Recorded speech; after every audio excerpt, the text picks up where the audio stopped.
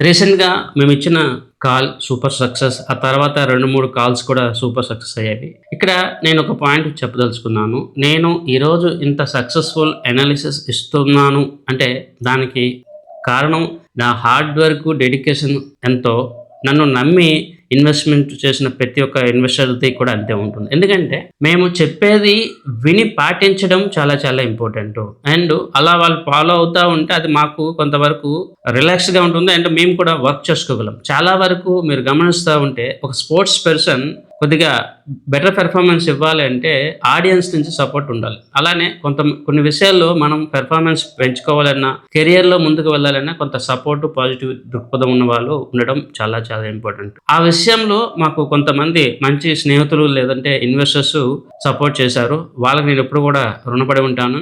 ఇదొక ట్రైలర్ మాత్రమే. ఇంకా రానున్న రోజుల్లో మనం మరిన్ని best strategies, wealth creation plans అయితే చేయబోతా ఉన్నాము. నేను పదే పదే చెప్తా ఉంటాను. వెల్త్ క్రియేషన్‌లో గ్రో టుగెదర్ ఫార్ములాని వాడండి. అంటే గ్రో టుగెదర్.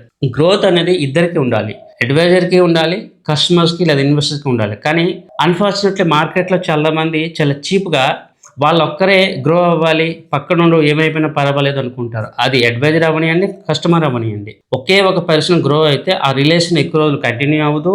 ఆ గ్రోత్ కూడా అంత ఎక్కువగా ఉండదు. గ్రోత్ 2 వైపులా జరుగుతున్నప్పుడు అది ఇంకొద్దిగా ఎక్కువ బెనిఫిట్ అయితే ఇస్తా ఉంటుంది. ఉదాహరణకి ఈరోజు నాకేదో చిన్న బెనిఫిట్ వస్తుందని చెప్పి నేను కస్టమర్‌కి సరైన గైడెన్స్ ఇవ్వలేదు అనుకోండి, ఫ్యూచర్‌లో కస్టమర్ నాతో ట్రావెల్ చేయడు. నేను గాని చాలా హానెస్ట్‌గా బెస్ట్ సర్వీసెస్ ఇస్తే ఆ కస్టమర్ మాతో ట్రావెల్ చేస్తాడు.